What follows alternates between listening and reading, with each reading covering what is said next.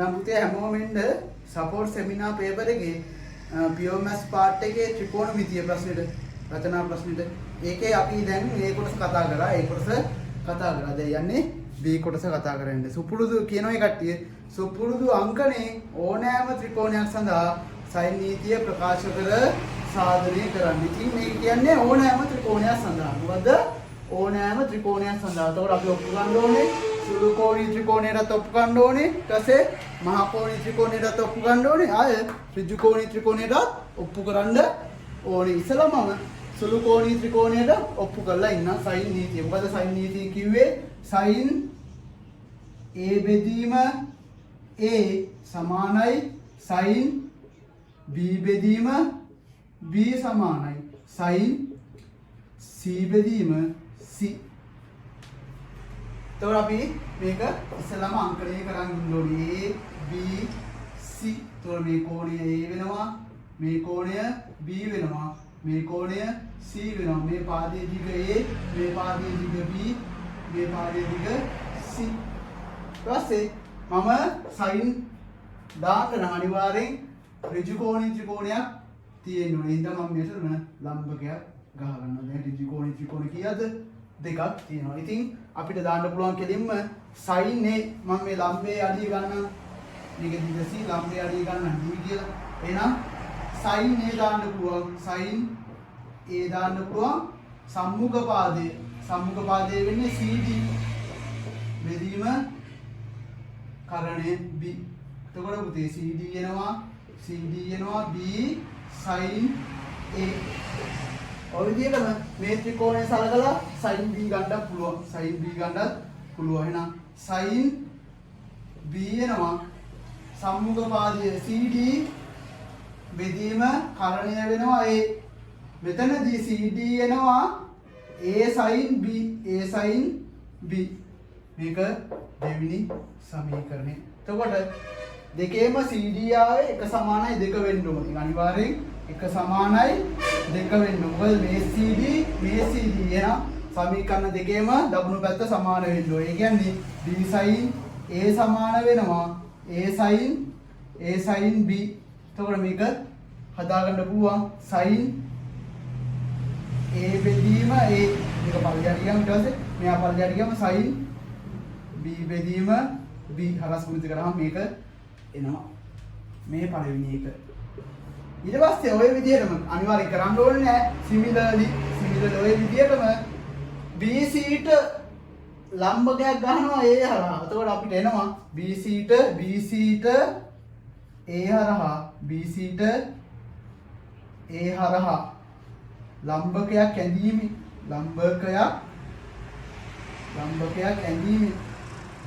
ඇඳීමෙන් අපිට ඔප්පු කරන්න පුළුවන්. මොකද්ද?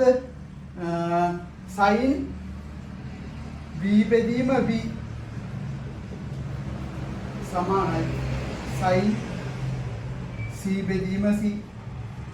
දෙවෙනි එක මම මේක 3 කියලා එක දෙක ගත්තා මේක 3 කියලා. එතකොට මෙයයි sin B බෙදීම B සමාන වෙනවා මෙයාට, sin B බෙදීම B සමාන වෙනවා මෙයාට. එතකොට මට ලියන්න පුළුවන් sin A බෙදීම A සමානයි sin B බෙදීම B සමානයි sin C බෙදීම C. sin C බෙදීම C. මෙතනදි ගත්තේ අතර මොකද්ද?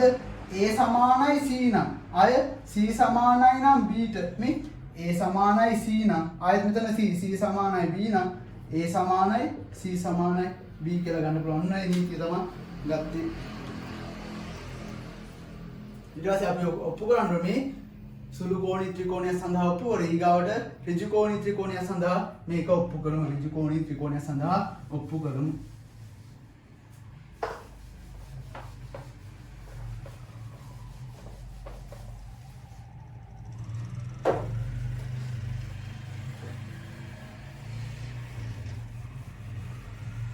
දැන් යන්නේ ඍජු කෝණී ත්‍රිකෝණය සඳහා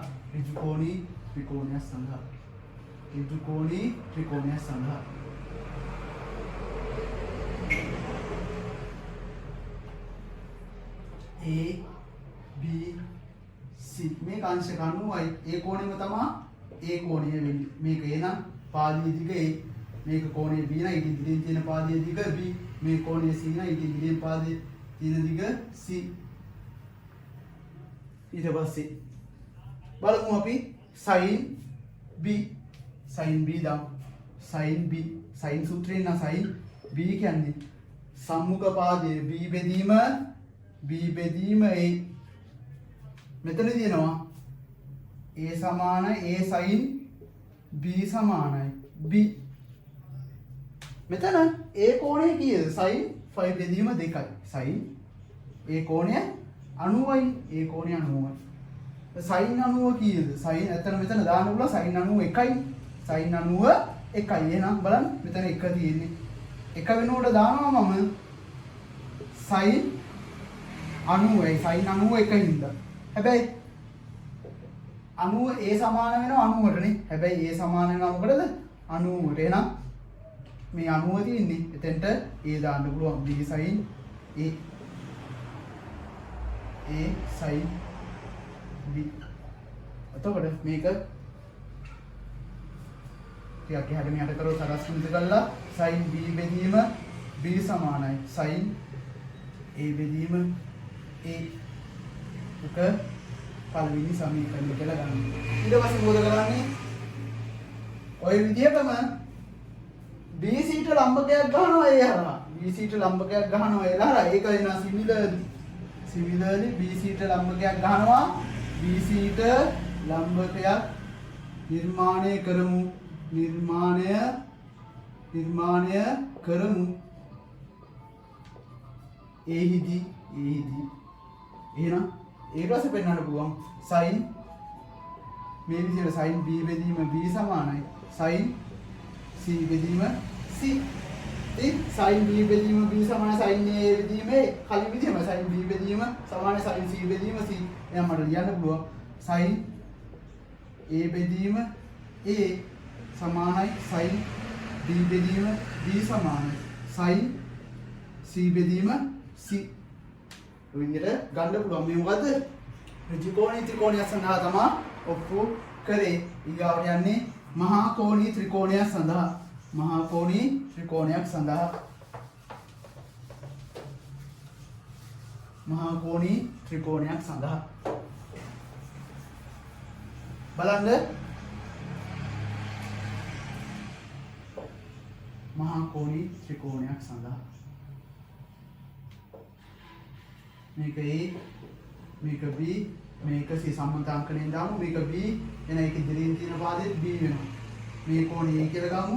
ඒක ඉදිරියෙන් තියෙන පාදේ නම් සිම්පල් A වෙනවා. මේ කෝණය C ඉදිරියෙන් පාදේ තියෙන සිම්පල් C.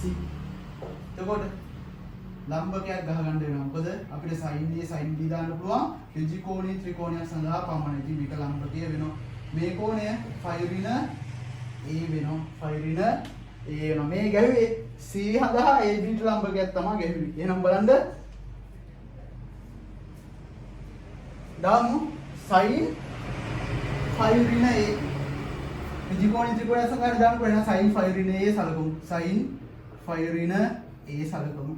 sin phi ඍණ A කියන්නේ පුතේ මේක ලම්බයනේ D කියලා වමු. DC බෙදීම මේක සම්මුඛ පාදයේ කර්ණය වෙන්නේ A. එහෙනම් sin phi ඍණ A sin A ම තමයි. sin A මේ හරස් පිළිවෙල A sin A sin A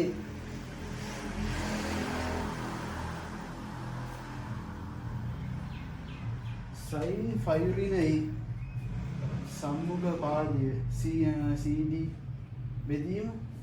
ඉතින් බලන්න මෙතන sin phi ඍණ A මෙන්න මේ කෝණය දාන්න. එතකොට මෙයා සම්මුඛ පාදයේ වෙද්දි කරණය වෙන්නේ මෙන්න මෙයා. කරණය වෙන්නේ මෙයා ත්‍රිකෝණී ත්‍රිකෝණී කරණය වෙද්දි AC කියන්නේ පුතේ මේ දිග B වෙන්නේ B. එහෙනම් sin phi ඍණ A කියන්නේ CD බෙදීම B. එතකොට CD එනවා B sin A. CD එනවා sin phi ඍණ A කියන්නේ sin A මනේ. එහෙනම් CD එනවා B sin A. දැන් මෙන්න මේ ත්‍රිකෝණී ත්‍රිකෝණය සලකලා. මෙන්න මේ ත්‍රිකෝණී ත්‍රිකෝණය සලකලා sin B දාන. sin B B දාන්න. එතකොට sin B එනවා මේ ත්‍රිකෝණයේදී සම්මුඛ පාදේ වෙන්නේ ඒ CD තමයි. CD. මෙන්න මේ ත්‍රිකෝණය තමයි සරපියේ ලොකු එක. CD බෙදීම කරණය වෙන්නේ A. එහෙනම් මෙතන CD එනවා. CD එනවා A sin B. A sin B ඉතින් මේතාවේ CD මේතාවේ CD එදෙන B sin A සමාන වෙන්න ඕනේ. B sin A සමාන වෙන්න ඕනේ A sin B ට. ඒක මෙතන තියෙනවා sin A බෙදීම A සමානයි sin B බෙදීම B. මේක පළවෙනි එක. ඊට පස්සේ මම ගහනවා BC ට ලම්බකයක් A හරහා. ඒක කරන්න ඕනේ නැහැ. සිමිලර්ලි මේ විදිහටම BC ට ලම්බකයක් ගහමු. BC ට ලම්බකයක් අඳිනවා A හරහා. A හරහා යන පරිදි. එහෙනම් මොකද කරන්නේ? එතකොට එනවා A එන්නේ නැහැ. එහෙනම් sin B බෙදීම B. sin B බෙදීම B සමානයි. sin B බෙදීම C වෙනවා. දෙවෙනි එක එහෙනම් මෙයා සැලකීමෙන් මට එනවා sin A බෙදීම A සමානයි. sin B බෙදීම B සමානයි. sin C බෙදීම C. ඔන්න මහා කෝණී ත්‍රිකෝණයක් සඳහා මහා කෝණී ත්‍රිකෝණයක් සඳහා මොකද්ද sin ප්‍රමේය සාධනය කරා. දැන් ඉන්න ගාණීතුරු ටිකට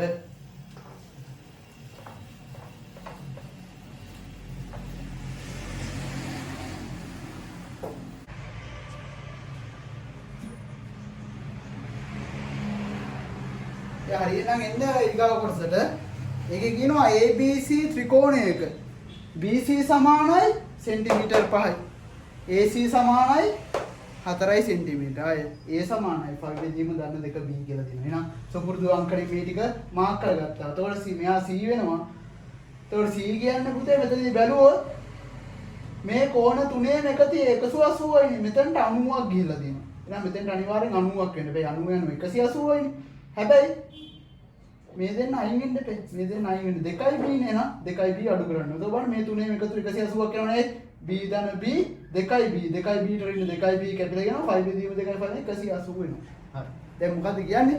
tan C සමානයි 9 බෙදීම 40 බව පෙන්නනවා. ඉතින් අපි sin නීතිය ප්‍රකාශ කර සාධනය කර අනිවාර්යයෙන් sin නීතිය දාන්න වෙනවා. ඉතින් sin නීතිය දාමු මෙන්න මේ ත්‍රිකෝණයට. ඉතින් sin A ගමු. sin A බෙදීම A 5යි සමානයි sin B sin B එම sin B බෙදීම B 4යි ආවම sin C ගන්නත් පුළුවන් කොහොම වෙන්නේ කමන්නේ sin C බෙදීම C sin C බෙදීම C කොහොමද එතකොට බලන්න මෙන්න මෙතනදී sin A කියන්නේ 5 බෙදීම 2 ධන B බෙදීම 5 සමානයි sin B බෙදීම 4 sin C කියන්නේ 5 බෙදීම 2 ඍණ 2ක් B ඍණ 2ක් B බෙදීම C. හරි. ඊට පස්සේ මෙන්න මේ දෙන්න පාවිච්චි කරලා B හොයාගන්න පුළුවන් නේ. මේ දෙන්න පාවිච්චි කරලා B හොයාගන්න පුළුවන්. මොකද sin 90 ධන B කියන්නේ cos B. cos B බෙදීම 5 සමානයි sin B බෙදීම 4යි. මෙතනදී හදස් ගුණය වල sin B 4 බෙදීම 5 එනවා. sin බෙදීම B බෙදීම cos B කියන්නේ tan B. tan B එනවා 4 බෙදීම 5. අපිට ඕනේ මොකද්ද? tan C උනන්න. tan C කියන්නේ ඇත්තට මොකද්ද? tan C කියන්නේ C වෙනුවට දාන්න පුළුවන් tan C කියන්නේ මොකද්ද? කෝණේ බලලා දාන්න. 5 බෙදීම 2 ඍණ 2ක් B. 5 බෙදීම 2 ඍණ 2ක් B ට C වෙනුවට දැම්මා. ඊට පස්සේ tan 90 ඍණ θ කියන්නේ cot θ. එහෙනම් cot 2ක් B. cot 2ක් B. cot 2ක් B කියන්නේ 1යට tan 2ක් B. 1යට යට tan දෙකක් බෙදී 2යි θ සූත්‍රය වැදගත් වෙනවා. මොකද 2යි tan θ බෙදීම 1 ඍණ tan වර්ග d. 1 ඍණ tan වර්ග d උඩට යනවා. 1 ඍණ tan වර්ග b උඩට යනවා. 2යි tan b යට ඉතුරු වෙනවා. 2යි tan b යට ඉතුරු වෙනවා. ඊට පස්සේ මෙතන වෙනවා 1 ඍණ tan b හොයාගත්තා. tan වර්ග b කියන්නේ 16 බෙදීම 25යි 16 බෙදීම 25යි බෙදීම දෙවතාවක් tan b එනවා 4 බෙදීම 5 මෙතන තියෙනවා 25න් 16ක් අඩු කරොත් 9 බෙදීම 25 බෙදීම දෙවරක් 4 8 බෙදීම 5 8 බෙදීම 5 මෙතන එනවා 5 සරක් 1යි 5 සරක් 5යි එහෙනම් 9 බෙදීම 5 වැඩි කිරීම 8 කීය දෙනවා 9 බෙදීම 40ක් එනවා 9 බෙදීම 40ක් එනවා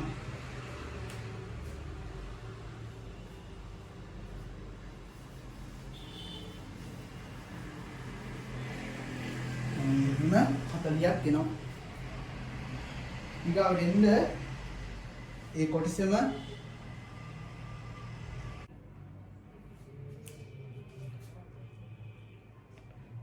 උදේ ඊට පස්සේ කියනවා මොකද්ද? එනයින් sin b සහ ab දිග සොයන්න. sin b ඉතින් මෙතන sin b හොයන්න පුළුවන්. මොකද tan b කියන්නේ b කියන්නේ 4 බෙදීම 5යි. 4 බෙදීම 5යි. එතකොට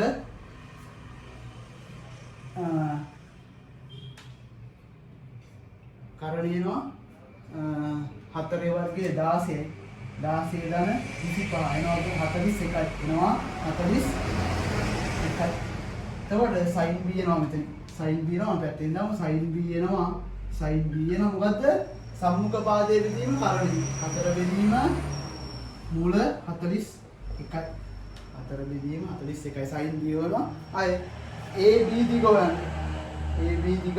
හොයන්න ඕන ab දිග කියන්නේ අපි ආයෙත් sin සූත්‍රය දාමු AB බෙදීම sin 5 බෙදීම 2 ඍණ 2ක් b සමානයි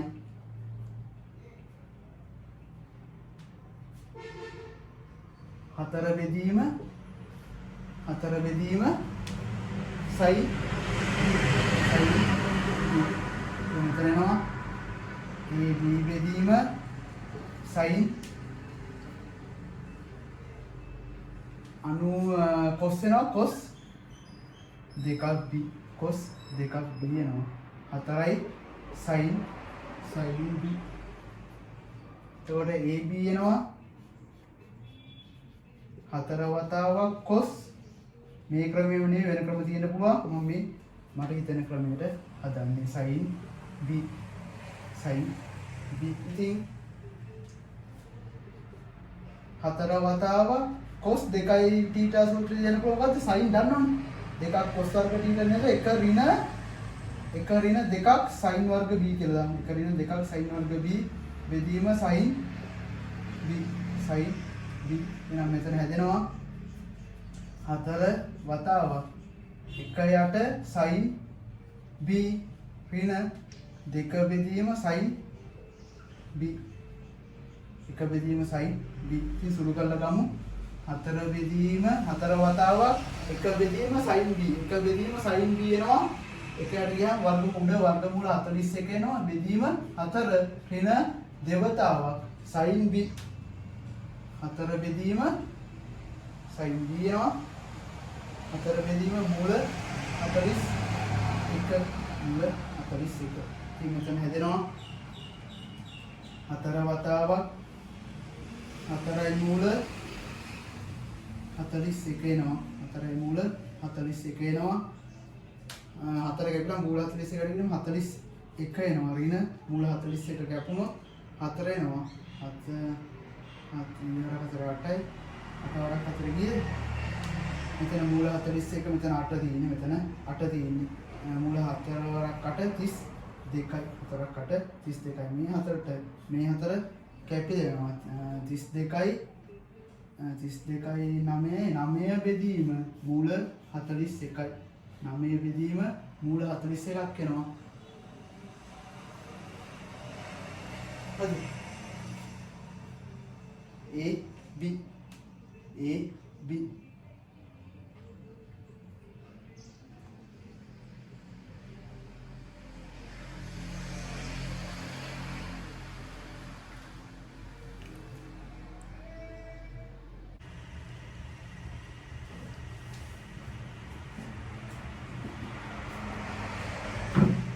අර විදිහට ඒකට ආව අපිට sin B AB කියන්නේ 9 බෙදීම මූල 41යි කියලා. ඊට පස්සේ කියනවා BAC කෝණයේ අභ්‍යන්තර කෝණ BAC කෝණය. මෙන්න මේ කෝණය ගැන කියන්නේ ඒකේ අභ්‍යන්තර කෝණ සමච්ඡේදය. අභ්‍යන්තර කෝණ සමච්ඡේදනය කරනවා කියපුතේ සමාන කොටස් දෙකකට බෙදනවා. මේකේ A බෙදීම 2යි මෙයත් A බෙදීම 2යි වෙනවා. අභ්‍යන්තර කෝණ සමච්ඡේදකේ හා BC පාදයේ මෙන්න මේ BC පාදයේ D වලදී හම්බ වෙනවා කියලා කියනවා. BD දිග සොයන්න. BD දිග සොයන්න තියෙනවා. ඉතින් මම මේක x කියලා ගන්නම්. x කියලා ගන්න BD දිග x කියලා ගන්නම්. මෙන්න මේ දිගම 5යි. නේද? 5 ඍණ x මෙහා වෙනවා. ඉතින් මේ ත්‍රිකෝණයටයි sin නීතිය දාමු. කොහොමද? 5 ඍණ x බෙදීම ඉතින් sin A බෙදීම 2 sin A බෙදීම 2 සමානයි AD බෙදීම දෙන්නට පොදු වෙන්නේ මෙයානේ එහෙනම් මෙයාව තමයි ගන්න වෙන්නේ AD බෙදීම sin C AD බෙදීම sin C පළවෙනි එක දැම්මා මෙන්න මේ ත්‍රිකෝණයට sin නීතිය රසෙත් මෙන්න මේ ත්‍රිකෝණයට sin නීතිය දාම වෙනවා මොකද්ද x බෙදීම sin A බෙදීම 2 සමාන පොදු වෙන්නේ මෙයානේ ඉතින් එයාව ගමු AD බෙදීම sin P sin D ඉතින් මේකෙත් AD පොදුයි එහෙනම් AD සමාන කරමු එහෙනම් මෙතන AD වෙනවා 5 ඍණ x බෙදීම sin C බෙදීම sin A බෙදීම 2යි. එතන AD කරමු x AD යුක්ත කරමු එහෙනම් x sin B බෙදීම sin A බෙදීම 2යි. එතනින් x හොයාගන්න පුළුවන් sin A බෙදීම 2ට sin A බෙදීම 2 කැපලා යනවා. 5 මෙතන එනවා 5 ඍණ x මේ විදිහම 5 ඍණ x වතාවක් sin C හොයන්න බෑ sin C ගන්නවනේ sin C ඕන මෙතනින් හොයාගත්තා sin C එන්නේ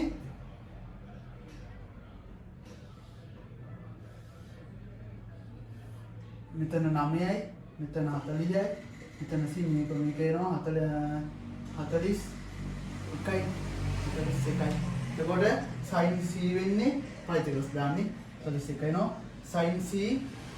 sin C කියන්නේ 9 බෙදීම 41යි සමානයි x වතාවක් sin B 4 බෙදීම මූල 41යි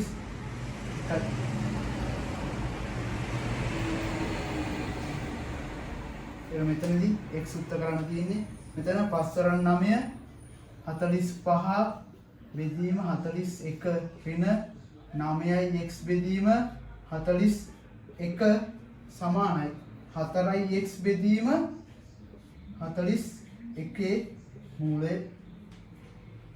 x උත්තර කරමු මෙතන එනවා 45 බෙදීම 41 මෙතන දෙකේම x පොදුයි මේක මේ පැත්තට ගියාම 4 බෙදීම මූල 41 ධන 9 බෙදීම 41